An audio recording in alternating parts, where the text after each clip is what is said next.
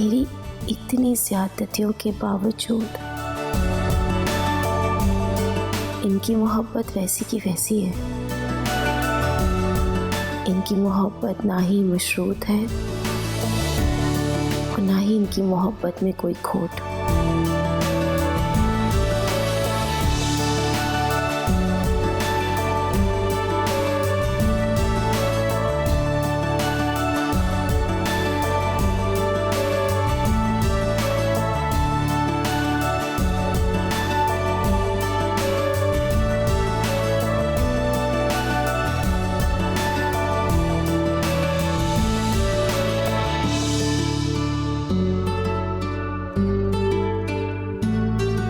क्या बात है यार ज़ुबैर,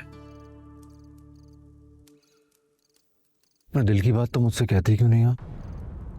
सारी दुनिया की बात तुम जान लेती हो, मुझसे ऐसे खिंची खिंची ऐसी चुप चुप क्यों रहती हो मेरे साथ? क्यों?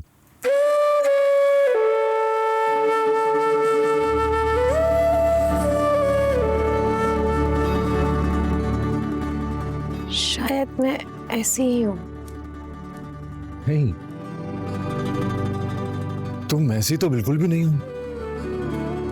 अगर तुम ऐसी होती तो मेरी पुप्पो के साथ तुम्हारी इतनी अच्छी दोस्ती कैसे होती? हाँ, पता है, रिश्ते बोझ नहीं होते, तोहफे होते हैं, इनाम होते हैं।